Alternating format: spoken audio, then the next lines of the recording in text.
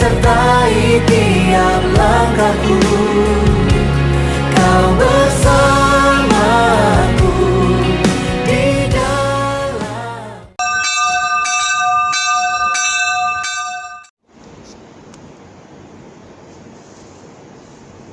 Shalom, jemaat GKUI Petra yang dikasihi Tuhan Yesus Kristus. Marilah saya mengundang jemaat sekalian untuk bangkit berdiri. Kita menyambut firman Tuhan yang hadir di tengah-tengah persekutuan kita dengan memuji Tuhan dari nyanyian suplemen nomor 92, Kasih Pasti Lemah Lembut.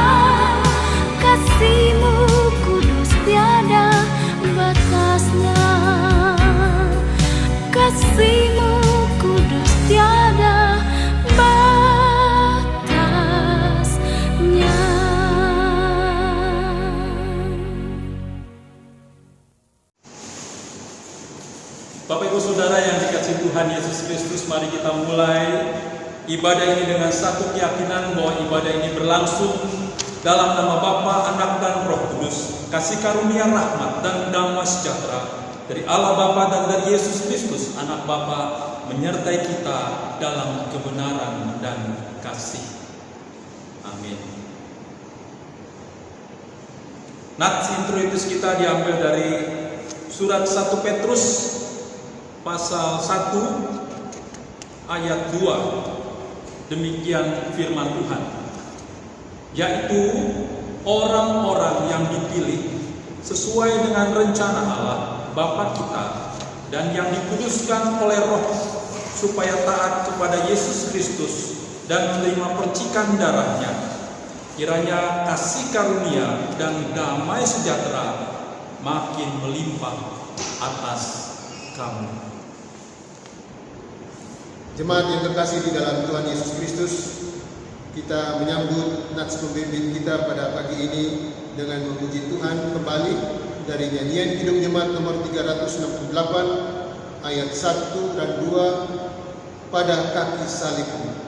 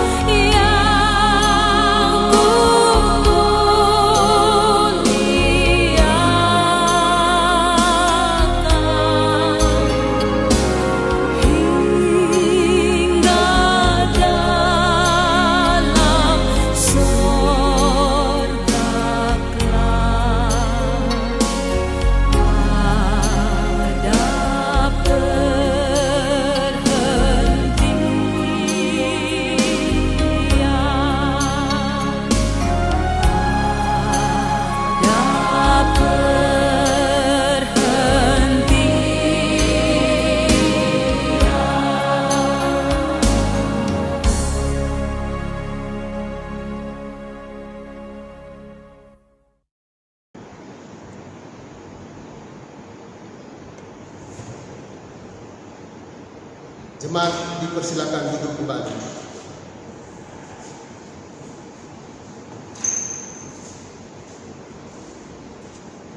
Jemaat yang kekasih di dalam Tuhan Yesus Kristus,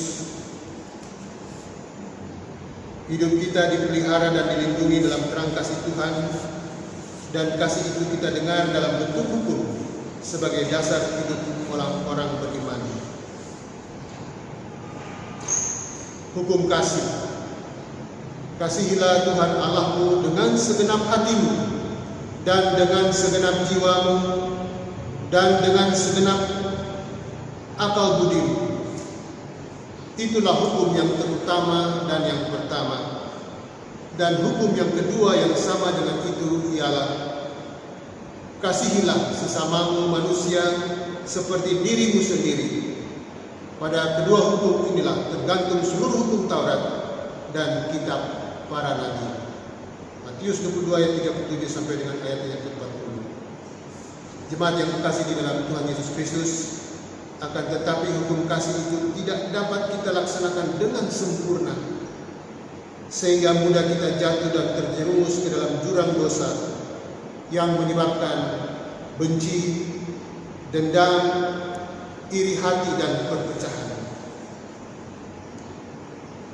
Tapi jika kita berkata bahwa kita tidak berdosa, maka kita menipu diri kita sendiri dan kebenaran tidak ada di dalam kita.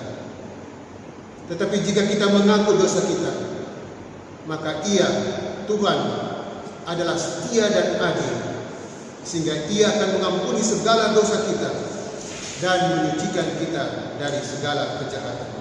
1 Yohanes 1 ayat 8 sampai dengan ayat yang ke-9. Jemaat yang kekasih di dalam Tuhan Yesus Kristus, marilah kita mohon pengampunan atas segala dosa-dosa kita. Kita berdoa.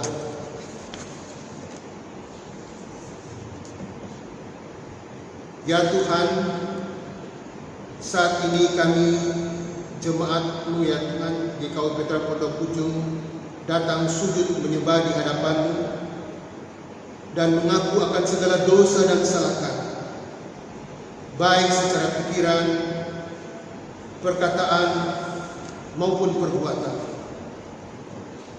Kami sadar akan setiap kelalaian dan pelanggaran kami, kelemahan iman dan ketidaksetiaan kami, salah paham, pementingan diri dan perselisihan, ketertutupan dan ketidakjelasan di dalam kesaksian kami. Ya Tuhan, kasihanilah kami, berilah kami pengampunan dan damai sejahtera, bebaskanlah kami dari dosa-dosa kami, dan baharuilah hidup kami dalam Yesus Kristus, Tuhan dan Juru Selamat kami. Terima kasih ya Tuhan. Di dalam nama Tuhan Yesus Kristus kami berdoa dan mengucap syukur. Amin. Jemaat, kita menyambut dengan memuji Tuhan dari nyanyian Kidung Jemaat nomor 23, Ya Allah Bapa.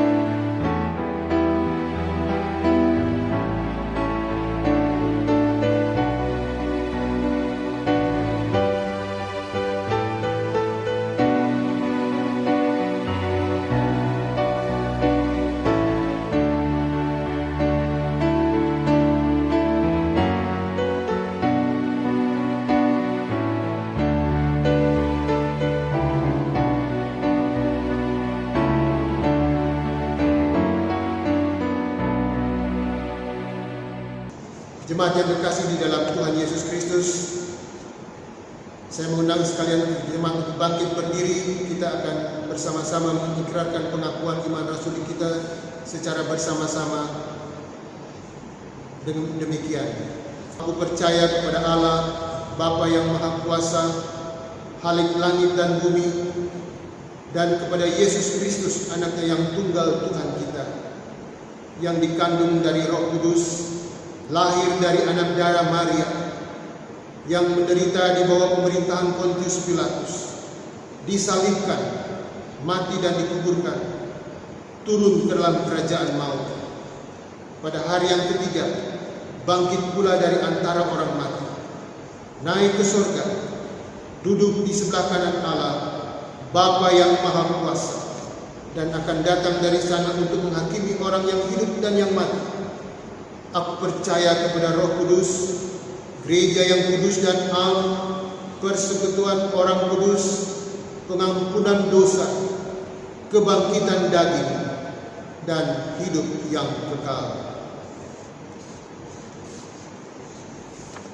Jemaat, kita menyambut dengan memuji Tuhan kembali dari nyanyian Kidung Jemaat nomor 242, Muliakanlah Allah Bapa.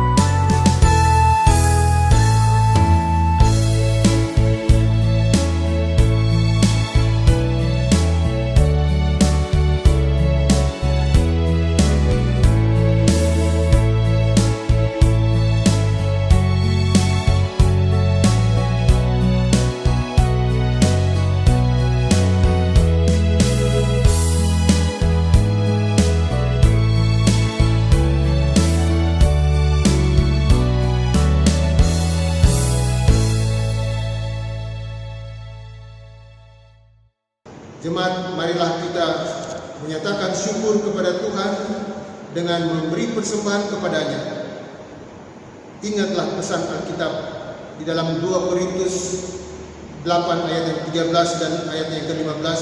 Demikian firman Tuhan, sebab kamu dibebani bukanlah supaya orang lain mendapat keringanan, tetapi supaya ada keseimbangan. Seperti ada tertulis, orang yang mengumpulkan banyak tidak kelebihan, dan orang mengumpulkan sedikit tidak kekurangan. Tuhan memberkati saudara dan persembahan saudara. Sambil kantong persembahan diedarkan, kita memuji Tuhan dari nyanyian Kidung Jemaat nomor 367 ayat 1 dan ayat yang keempat, Padamu Tuhan dan Allahku.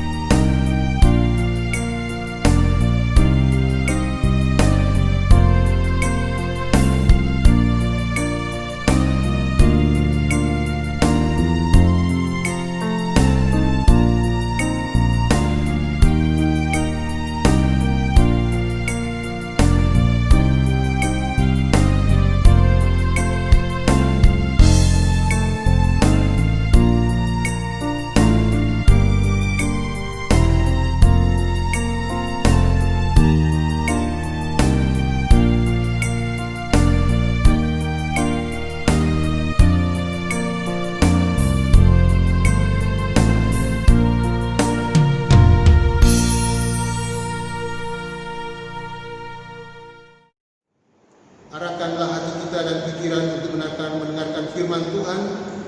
Marilah kita sambut firman Tuhan dengan pujian dari Kidung Jemaat nomor 54, tak kita menyerahkan. Kami mengundang jemaat bangkit berdiri.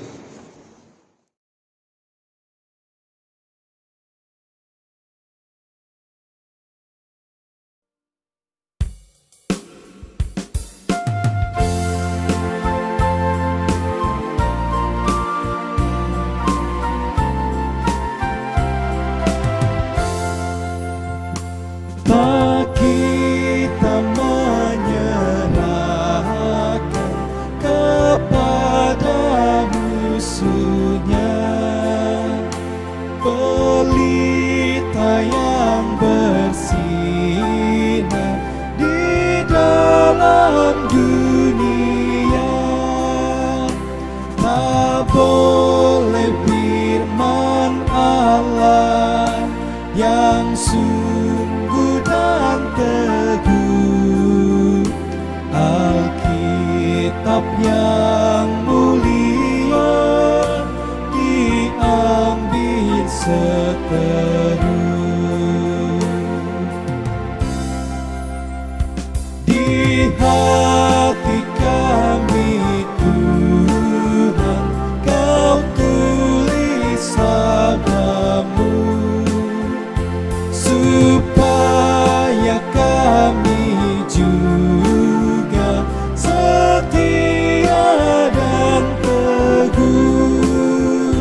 Kendati gunung goyah, binasa dunia, kekallah firman Allah selama-lamanya.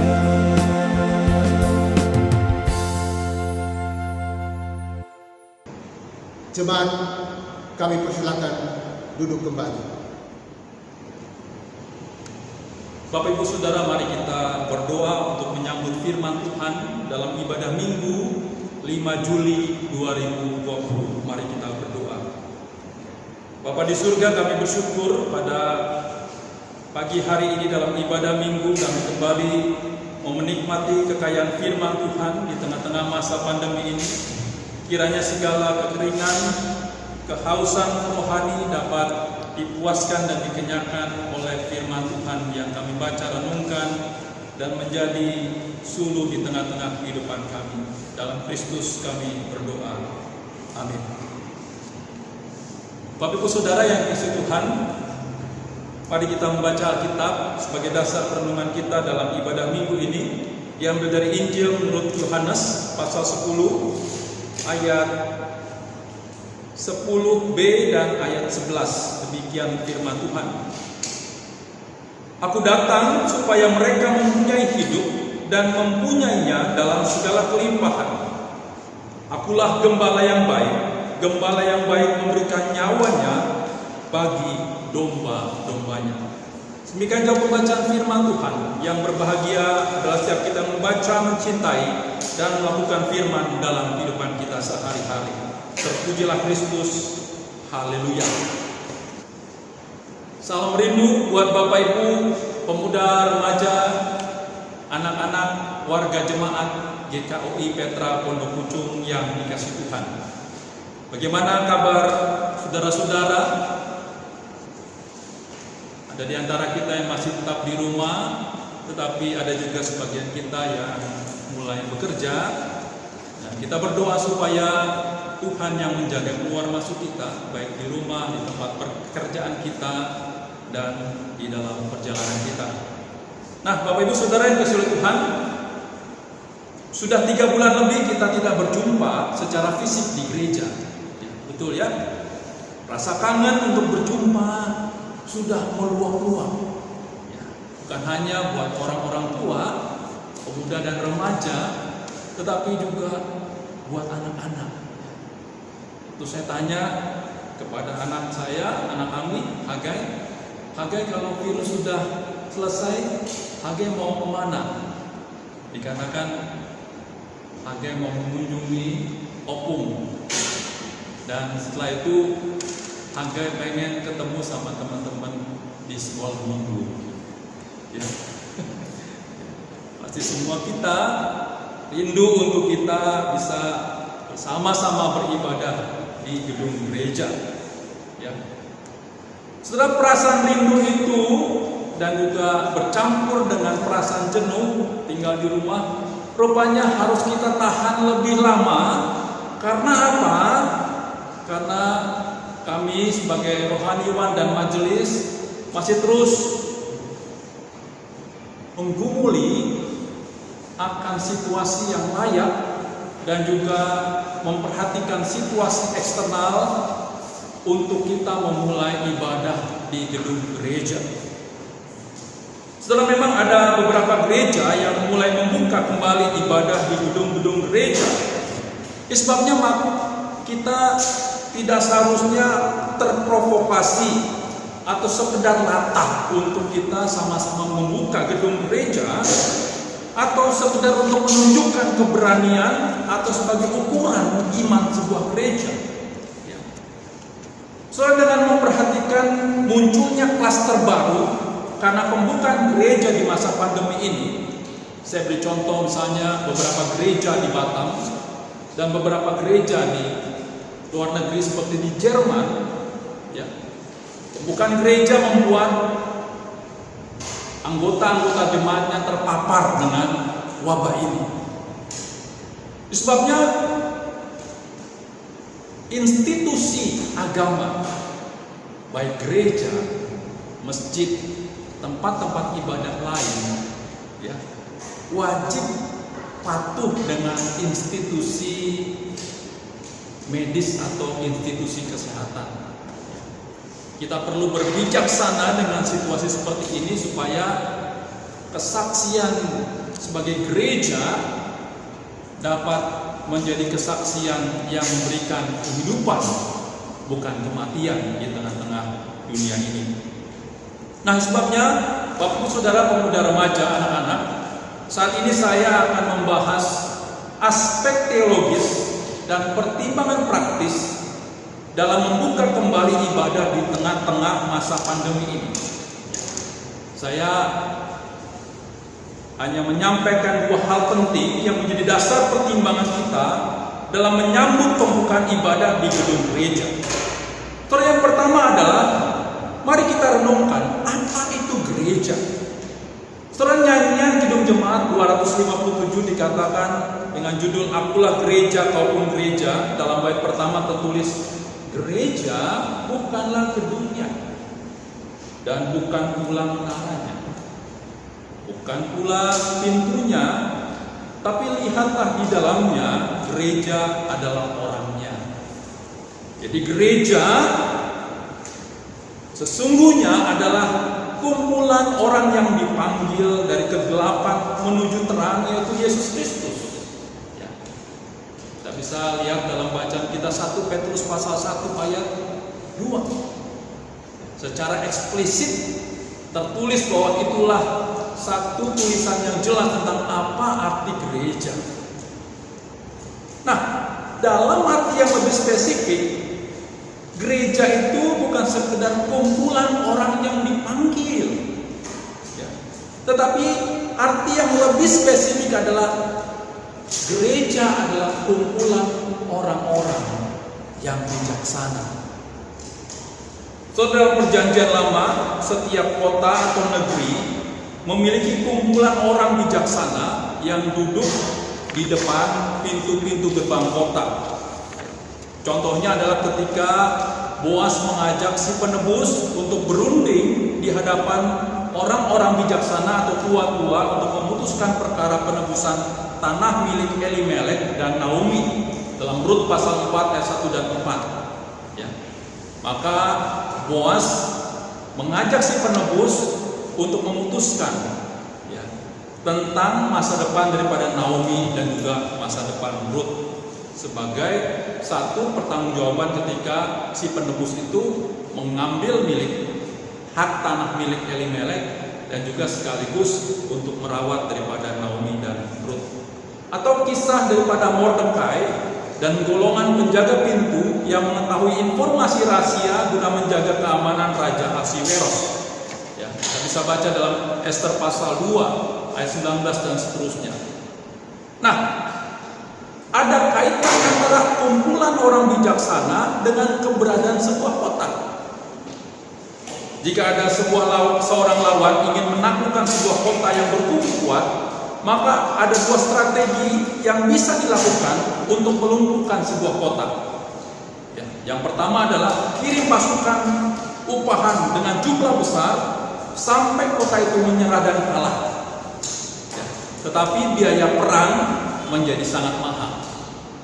Atau strategi kedua, kirim pasukan khusus dengan jumlah kecil, lalu culik dan bunuh orang-orang bijaksana yang biasa duduk di depan pintu gerbang kota. Biaya menjadi lebih murah, tetapi dengan waktu yang lebih lama. Pihak musuh akan menculik, membinasakan orang-orang bijaksana satu persatu hingga habis. Akibatnya apa? Hanya orang-orang yang kurang bijaksana yang menjadi penasihat. Akibatnya apa? Dipastikan kota itu menjadi lumpuh.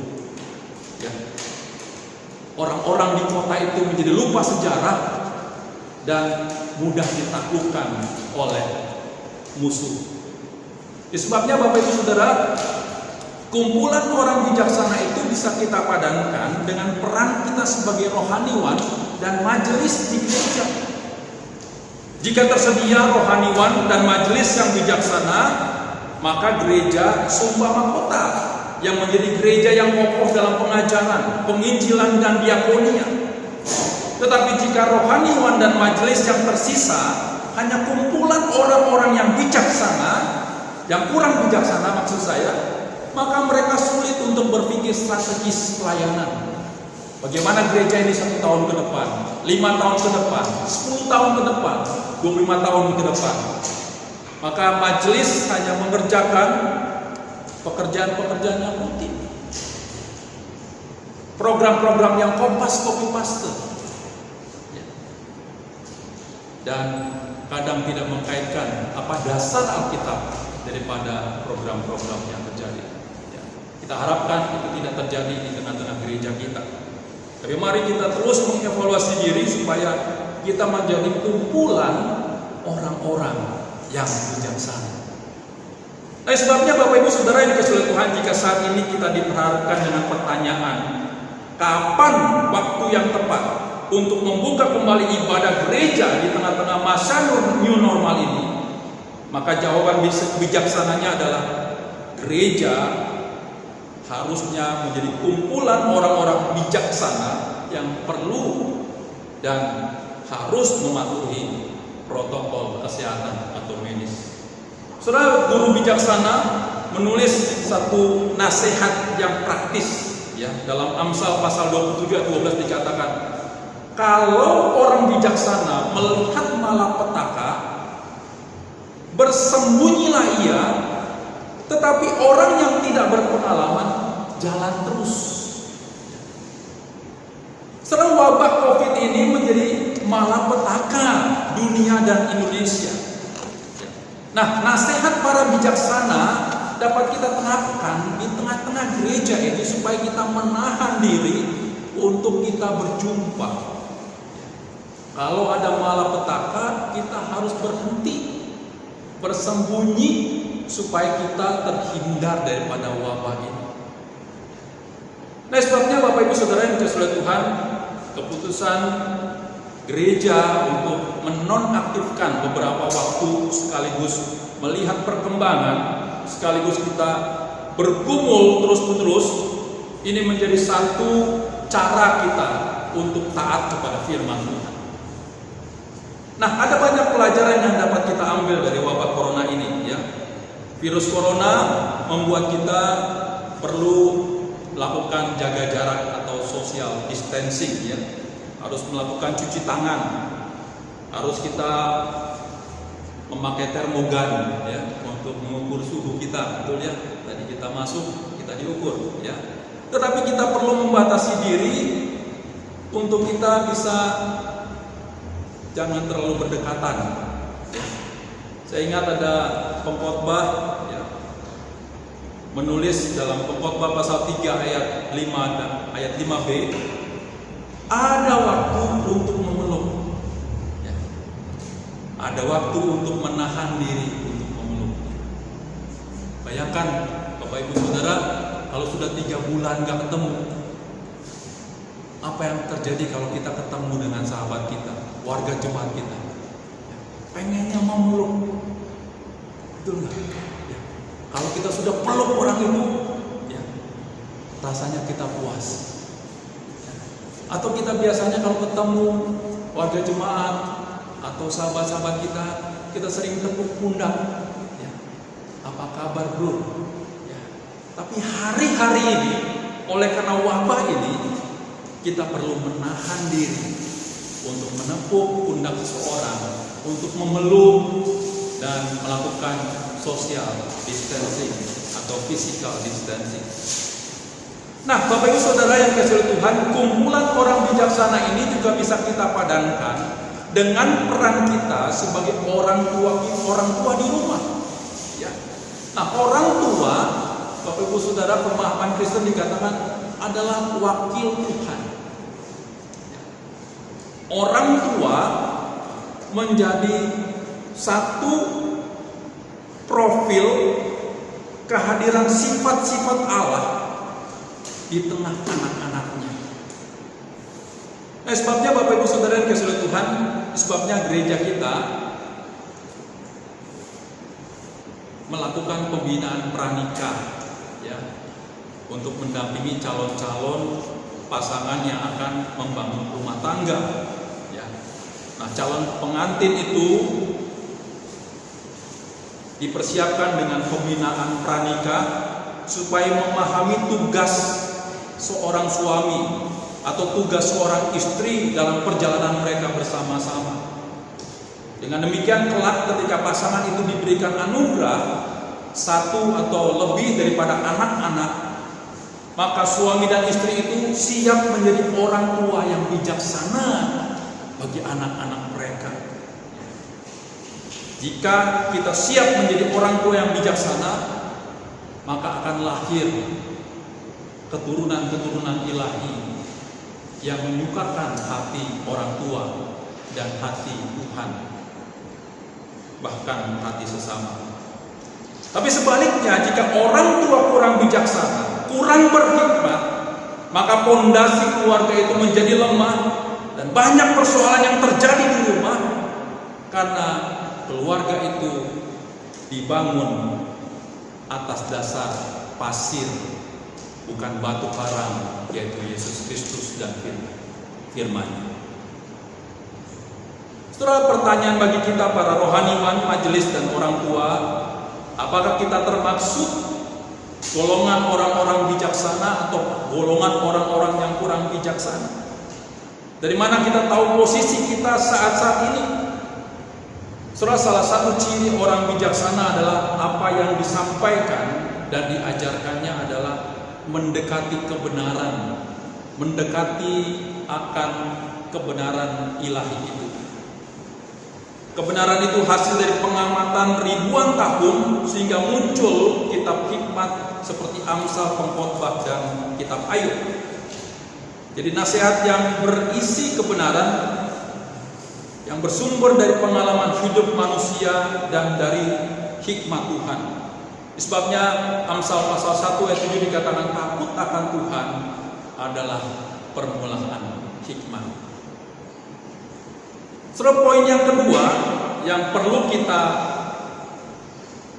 pahami ketika kita mau membuka kembali gereja di tengah masa pandemi ini adalah kita perlu mengetahui apa panggilan gereja di tengah-tengah dunia ini. Panggilan gereja adalah perawat kehidupan, bukan sumber kematian. Panggilan gereja adalah memberitakan kabar keselamatan, bukan kabar duka cita karena ada anggotanya yang mengalami kematian karena COVID-19. Saudara, saya menyayangkan ada beberapa gereja yang tergesa-gesa membuka ibadah di gereja, lalu warga jemaatnya menjadi klaster baru corona. Ya. Sebabnya kita perlu memahami apa panggilan gereja. Yohanes pasal 10 ayat 11 dikatakan, "Akulah gembala yang baik. Gembala yang baik memberikan nyawanya bagi domba-dombanya." Saudara, karena Kristus adalah kepala gereja yang telah memberikan nyawanya bagi orang percaya dan seluruh dunia, maka kita sebagai tubuh Kristus, gereja sebagai perwakilan kehadiran kerajaan Allah, gereja sebagai satu kesatuan daripada Kristus, di mana Kristus sebagai kepala, harusnya menghadirkan itu, merawat kehidupan dan memberitakan kabar baik. Bapak Ibu Saudara yang dikasihi Tuhan, tujuan kedatangan Yesus Kristus ke dalam dunia adalah menebus dosa umat manusia dan kembali hidup oleh karena pengorbanan Kristus di kayu salib. Sebabnya kalau kita sudah mengalami satu keselamatan hidup, maka hidup kita akan terus mengalami kelimpahan. Yohanes pasal 10 ayat 10b dikatakan, "Aku datang supaya mereka mempunyai hidup dan mempunyai dalam segala kelimpahan." Mari kita pahami perutusan gereja di tengah-tengah dunia ini, sehingga kita dapat mencegah warga jemaat kita terpapar dengan wabah ini. Prinsipnya adalah keselamatan warga jemaat adalah sesuatu yang sangat-sangat utama dan terpenting, meskipun kita sadar ada rasa rindu untuk bersekutu, ada rasa jenuh juga ketika kita berada di rumah. Tapi mari ya, kita perlu menahan diri lebih lama supaya kita memperhatikan dan juga memilih waktu yang tepat untuk kita membuka ibadah di gereja. Saudara, di Israel Tuhan Allah diakui sebagai gembala umatnya. Kita bisa baca dalam Mazmur 23, Yesaya 40 ayat 11 dan Yehezkiel pasal 34. Saya akan bacakan sebagian. Misalnya contoh Yehezkiel pasal 34 ayat 16b. Ya, tugas seorang gembala adalah ia mencari yang hilang. Ya, yang hilang akan kucari, yang tersesat akan kubawa pulang, yang luka akan kubalut, yang sakit akan kukuatkan. Artinya apa? Yehezkiel pasal 34 mau menegaskan bahwa tugas gereja adalah merawat kehidupan. Tugas gereja adalah membebat orang-orang yang luka. Tugas gereja adalah memberi makan orang-orang yang lapar. Sebabnya Bapak Ibu Saudara yang dikasihi Tuhan Yesus Kristus, tugas itu juga ada kepada rohaniwan dan penatua. Dikatakan ketika Yesus mengakhiri pelayanannya dan bertanya kepada Petrus, "Petrus, apakah engkau benar-benar mengasihi aku?" Dan Tuhan Yesus mengatakan 3 kali, "Gembalakanlah domba-dombaku, gembalakanlah domba-dombaku, gembalakanlah domba-dombaku." Saudara, perintah sekaligus nasihat Tuhan Yesus kepada Petrus berlaku buat kita hari-hari ini, untuk kita menggembalakan setiap domba-domba yang Tuhan percayakan, menjaga mereka, merawat mereka, umat yang Tuhan percayakan kepada kita. Nah, sebabnya Bapak Ibu Saudara yang dikasihi oleh Tuhan, pembukaan kembali gereja itu harusnya berasal daripada kehendak Tuhan, bukan kehendak manusia, bukan program majelis atau rohaniwan. Saya diberkati dengan satu ayat firman Tuhan dari Wahyu pasal 3 ayat 7 dikatakan, "Apabila Tuhan membuka, tidak ada yang dapat menutup. Apabila Tuhan menutup, tidak ada yang dapat membuka." Artinya apa? Pembukaan sebuah gereja, munculnya sebuah gereja, itu adalah kehendak Tuhan, bukan rekayasa, rancangan manusia atau program manusia. Ya. Sebabnya kalau saat ini gereja memutuskan untuk menutup, itu karena Tuhan memakai majelis dan juga rohaniwan untuk minta hikmat Tuhan, mencari waktu yang tepat untuk membuka kembali ibadah di gereja. Nah, Bapak Ibu Saudara yang dikasihi oleh Tuhan, ada dua hal yang sangat penting yang perlu kita pertimbangkan. Ya, yang pertama, kembali kita renungkan, apa itu gereja? Gereja adalah kumpulan orang bijaksana yang dapat membaca, mengenali tanda-tanda zaman, dan memberikan pertimbangan sesuai dengan kehendak Tuhan. Dan yang kedua adalah, mari kita ingat apa panggilan gereja. Ya, gereja dipanggil untuk merawat kehidupan, bukan sumber kematian atau bukan sumber penyakit. Kiranya dua prinsip teologis ini menjadi panduan buat majelis, buat para rohaniwan dan juga para warga jemaat GKW Petra Pondok Pucung untuk memutuskan waktu yang tepat untuk kita membuka kembali ibadah di gedung gereja kita. Tuhan menjaga keluar masuk kita, Tuhan memberikan kesehatan buat seluruh warga jemaat, anggota keluarga kita di tengah-tengah masa pandemi ini.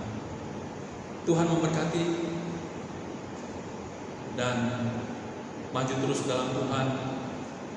Kiranya Tuhan terus memimpin keluarga, pelayanan, dan bangsa ini. Amin. Mari kita berdoa. Bapa di surga, kami bersyukur kalau Tuhan memberikan kami hikmat bijaksana untuk kami mengenali tanda-tanda zaman ini, dan kami mau kembali kepada firman Tuhan. Apa itu gereja? Gereja adalah kumpulan orang-orang bijaksana untuk mengerti kehendak Tuhan.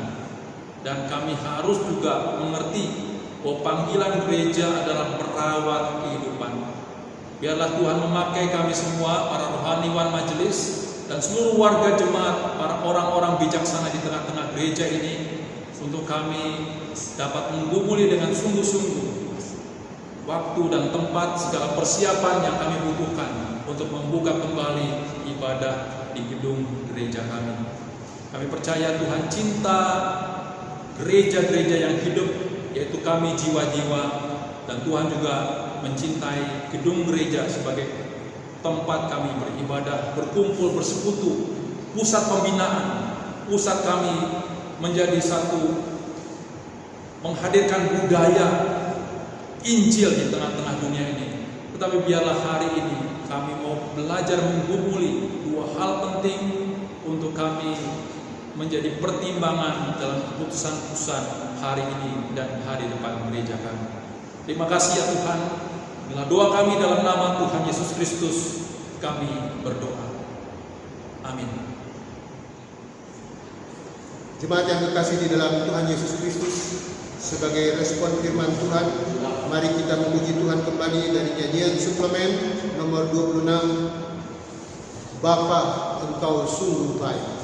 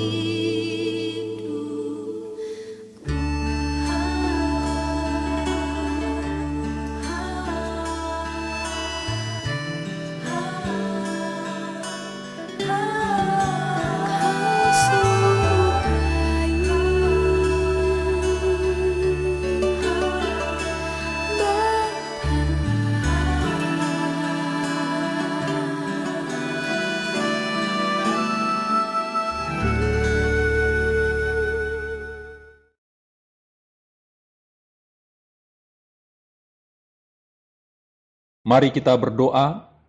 Bapa di dalam surga, kami mohon kepadamu, sembuhkanlah bumi ini dan sembuhkanlah bangsa ini. Hampir 4 bulan dunia dan bangsa kami dan gereja Tuhan telah berjuang untuk melawan pandemi COVID-19 ini. Sebabnya kami percaya bahwa Tuhanlah yang menjadi sumber kekuatan buat kami. Tuhan yang memberikan semangat agar kami tetap memiliki daya juang untuk tetap melayani, bekerja dan berkarya, bahkan terus memberitakan Injil di tengah-tengah masa yang sulit ini. Bapa di surga, kami berdoa agar di tengah-tengah masa pandemi ini kami menyadari bahwa kami sangat-sangat memerlukan Tuhan setiap jam, setiap waktu. Dan berilah kami kedamaian di dalam jiwa kami agar tidak ada keraguan. Dan kami mau berjuang di tengah-tengah zaman yang sulit ini. Setiap jam kami memerlukan Tuhan. Terlebih ketika kami berada dalam ujian hidup. Setiap jam kami memerlukan Tuhan ketika hari-hari gelap datang kepada kami. Setiap jam kami memerlukan Tuhan, baik dalam sukacita dan juga dalam keadaan duka cita. Sebabnya kami percaya Engkau terus membimbing hidup kami. Engkau akan mengabulkan atas setiap doa syafaat kami. Kami berdoa ya Tuhan untuk pribadi-pribadi yang terinfeksi COVID-19. Terus nyalakan lilin pengharapan bagi mereka agar mereka dapat pulih dan sembuh. Buat tenaga medis dan juga petugas makam, petugas ambulans dan juga petugas kebersihan, berikan mereka semangat untuk melayani dan bekerja karena mereka adalah orang-orang yang begitu berjasa untuk melayani setiap pasien COVID dan juga orang-orang dan keluarga yang terkena dampak. Bapa di surga, kami berdoa juga untuk pemerintah pusat dan pemerintah daerah agar terus berkoordinasi dengan lembaga-lembaga kementerian dan pengambilan keputusan dalam memikirkan kebijakan-kebijakan yang konkret. Kami berdoa juga ya Tuhan agar Tuhan tetap mengontrol setiap penyebaran COVID yang saat ini sudah mencapai 11 juta dalam angka dunia dan sampai 60.000 untuk Indonesia. Kami berdoa untuk hampir 3.000 orang yang sudah meninggal agar Tuhan memberikan penghiburan dan setiap keluarga tetap mengalami pemulihan atas duka mereka. Kami berdoa juga agar warga masyarakat terus memperhatikan protokol kesehatan dan kami mohon berikan kami bijaksana agar kami tidak lengah dan tetap menjaga disiplin dan berkati agar rencana gereja-gereja yang sudah mulai membuka ibadah di gedung-gedung gereja, Tuhan memelihara mereka dan menjaga mereka agar tidak terpapar dengan virus ini. Saya berdoa juga untuk evaluasi kinerja menteri oleh Presiden, khususnya Menteri Kesehatan dan Sosial, agar terus menyatakan kepedulian kepada masyarakat yang saat ini sedang mengalami kesulitan. Tuhan, kami berdoa juga untuk warga jemaat GKOI Petra Pondok Pucung. Kami bersyukur Tuhan tetap menjaga keluar masuk mereka, baik yang ada di rumah, beraktivitas di sekitar rumah, maupun yang beraktivitas di luar rumah, dengan kendaraan pribadi maupun kendaraan umum. Tuhan tolonglah, jagai kami semua, lindungi kami semua dan jauhkan daripada wabah ini. Dan kami berdoa ya Tuhan, kalaupun Tuhan izinkan ada di antara kami yang terkena, kami berdoa agar kami sebagai persekutuan dapat saling menguatkan dan kami dapat menyatakan kasih kami kepada keluarga-keluarga yang terkena wabah atau terkena bencana dan penderitaan. Tuhan Yesus, kami berdoa juga buat setiap warga jemaat, untuk yang bekerja, Tuhan melindungi, menjagai mereka, dan buat warga jemaat yang saat ini terkena dampak, ada PHK atau oleh karena mereka membutuhkan pekerjaan, Tuhan buka pintu berkat agar Tuhan mencukupkan segala yang mereka butuhkan. Kita berdoa juga beberapa jemaat yang sedang sakit, Tuhan memberikan kesembuhan bagi mereka dan penghiburan bahwa Tuhan tetap menyatakan kuasa dan memberikan pemulihan kepada mereka. Inilah doa kami ya Tuhan, di dalam nama Tuhan Yesus Kristus yang pernah mengajar kami berdoa. Bapa kami yang di surga, dikuduskanlah namamu, datanglah kerajaan-Mu, jadilah kehendak-Mu di bumi seperti di surga.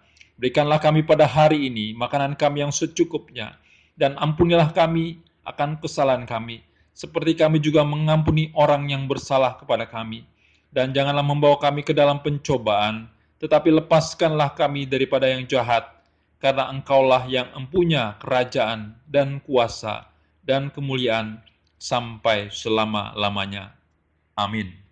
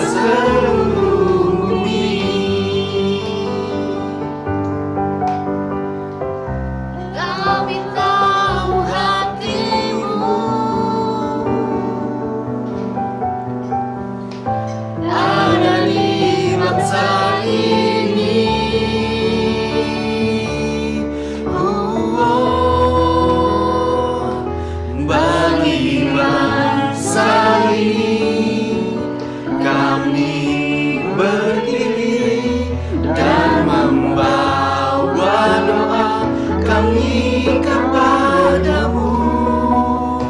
Sesuatu yang besar pasti terjadi dan mengubahkan negeri kami. Hanya namamu Tuhan ditinggikan atas seluruh bumi. Bagi masa ini kami berdiri dan membawa doa kami kepadamu. Sesuatu yang besar pasti terjadi dan mengubahkan negeri kami. Hanya namamu Tuhan ditinggikan atas seluruh bumi. Hanya namamu Tuhan ditinggikan atas seluruh bumi. Hanya namamu Tuhan ditinggikan atas seluruh bumi.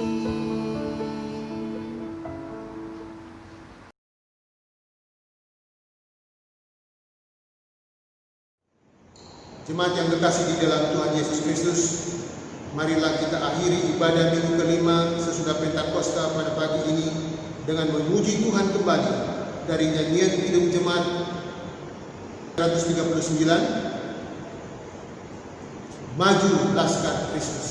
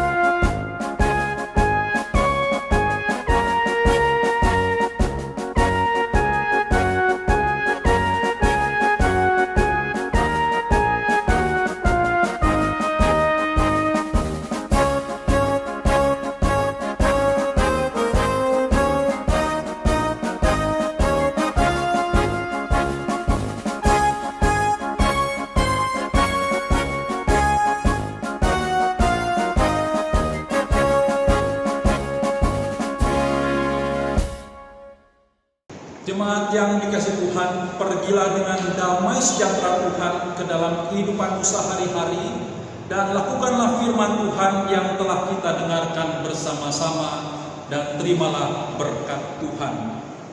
Tuhan memberkati engkau dan melindungi engkau. Tuhan menyinari engkau dengan wajah-Nya dan memberi engkau kasih karunia. Tuhan menghadapkan wajah-Nya kepadamu dan memberi engkau damai sejahtera. Bapa, terima kasih.